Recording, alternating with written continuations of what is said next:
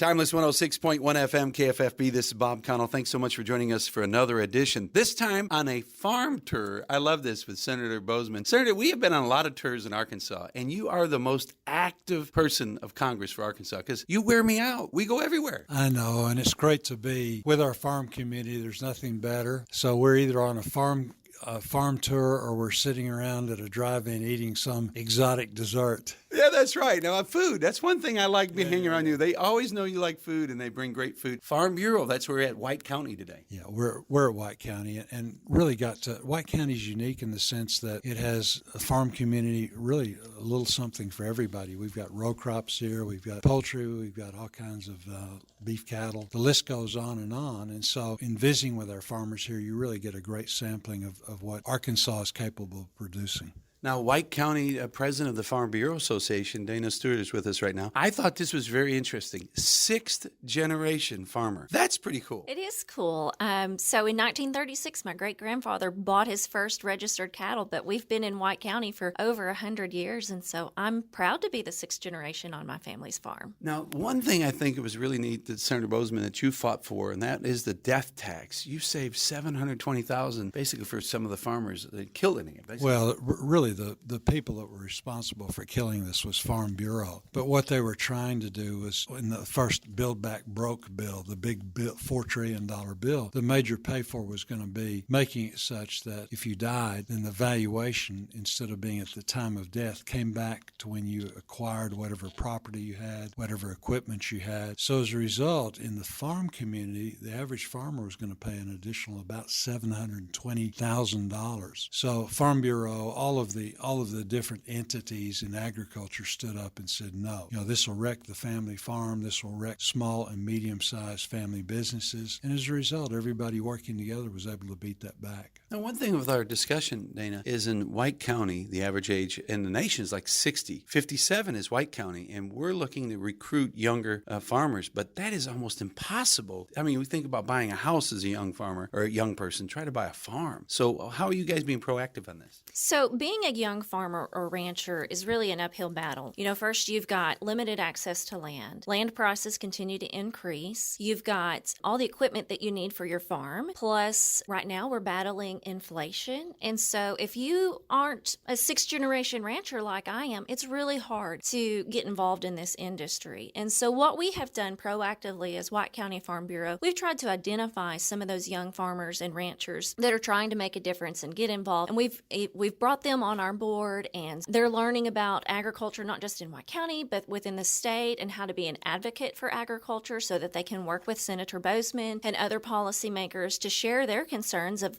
what it's like to be a young farmer or rancher. That's something you look at. I mean, we just had some statistics that 8% rose of the cost of the farmland. I mean, this is tough.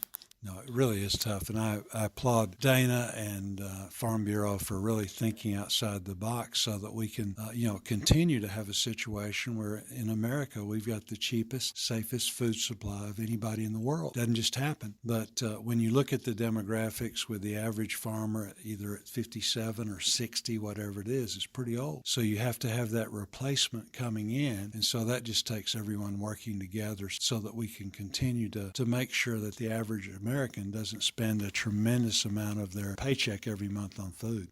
Something you shared with me, Dana, is another thing is there's something to be proud about the White County Farm Bureau because you got some rock stars. They're young people. We absolutely do. So the Arkansas Farm Bureau does an achievement award to recognize these young farmers and ranchers that are doing things well, that are being involved in their communities and taking on some leadership roles. And so they announced those winners just a couple of months ago, last month in July. And White County had 3 of the 6 finalists for those awards. And the overall winner in the achievement category actually came from White County. And they took home a really nice cash prize. That's amazing. Now, that's what we're talking about. And, so there's a positive thing. Cash prizes are always fun, and Dana truly is a rock star. It is hard. Right now, agriculture is difficult, and there's a lot going on, but you have people like Dana, so many others in Farm Bureau that are willing to not only do, a great job on the farm, but also bring others along, and that's really what it's all about. And so I just appreciate her example. for so many of us, that the good things that are happening. You know, when you look at the regulation, it seemed like that was a theme at this meeting with the Farm Bureau. Regulation is something you're saying, stop. I mean, this is something we've got to deal with. No, it is. And regulation does two things. It drives up cost to the farmer, so it drives up cost to the consumer. But the other thing is it creates all kinds of uncertainty. You can play with bad rules. You can play with good rules. If you don't know what the rules are because they're changing all the time, then it really makes it difficult for you to invest and go forward. What do you think, Dana, is the hardest thing as being a sixth-generation farmer? I know if your grandpa was here, he'd say, whoa, this is crazy stuff. I mean, some of that you have to deal with is government red tape. Certainly. Regulation makes it difficult to do our jobs the way that we know the best way to do them. And I want people to understand that farmers and ranchers are really passionate about what we do, and we care about the environment, and we want to produce this safe and affordable food for everyone. And we continue to be more efficient and be more sustainable. As a sixth-generation rancher, I'm doing all that I can do to make sure that my kids can be the seventh generation if that's what they want to do. And so, sometimes regulations make that hard to do. And I wish that, for anyone that wants to know how their food is produced, ask a farmer. We love to tell people what we do.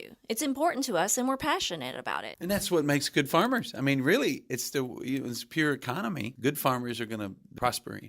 No, you're right. And again, we're so proud of the farm community in White County. And I think it's important to understand that we certainly need regulation. We need rules that we follow. So it's not the argument that we don't need any regulation. It's just excessive regulation, almost regulation for regulation's sake. Ever buy a house lately? It's crazy. You're right. But you sit down, and that's a great example. I'm glad you brought that up. But you sit down and you start closing on a house, and you start signing papers, and you sign them as quickly as you can because you've got a stack, that's an inch deep. That doesn't make anybody any safer. Why not have a page or two that you could actually read and understand, and then that would be different. But this is in legalese, and so that's just a good example of how, we have the regulatory atmosphere. A lot of times it doesn't make any sense. You've been all over the state with the farm tour. What do you find is the number one thing that is a concern for farmers right now throughout the state? I think the number one concern that I'm seeing is inflation, in the sense that it not only affects the input cost that they need, as fertilizers, things like that, but they, besides being farmers, these are also people that are raising families and just trying to make it. And so they're in rural America. Rural Arkansas, we drive a lot. So with the high cost of gasoline, the high price, they actually buy their food also, to a large extent. So they're paying these bills. They're paying the utilities. Propane is up, all of these things. So it's just a difficult time right now for Americans in general. And what is the hope that you see heading up the ag? What do you see as taking back to Washington that can help the farmer? Well, I think we always need to remember the greatest, freest country the world's ever known, and we're gonna solve our problems. But labor's a big issue. Again, the high price of energy, and regarding energy, it's going to take a while. We just need to produce more of it. You produce more of it, the cost comes down, and then you don't buy it from places like Venezuela and Saudi Arabia. You keep that wealth here in our country. So I think energy is really important. Well, thanks for taking time and talking with us and taking a pit stop here in White County, because the farm tour has been awesome. Well, thank you. It's always a joy to be around people like Dana and the rest of the farm community that do such a great job and are just a great example for all of us. Oh, for Arkansas, Dana, that is neat to hear a sixth-generation farm. That is really something to be proud of, especially here in White County. Well, I'm grateful. I'm grateful that I can be that sixth generation. And like I said, like many farmers and ranchers, we're doing our best to continue to improve and make it available for the seventh generation. And I just want to say thank you to Senator Boozman for coming today. He's been a great friend for agriculture, not just in Arkansas, but across the country. And we're so grateful that he was with us today.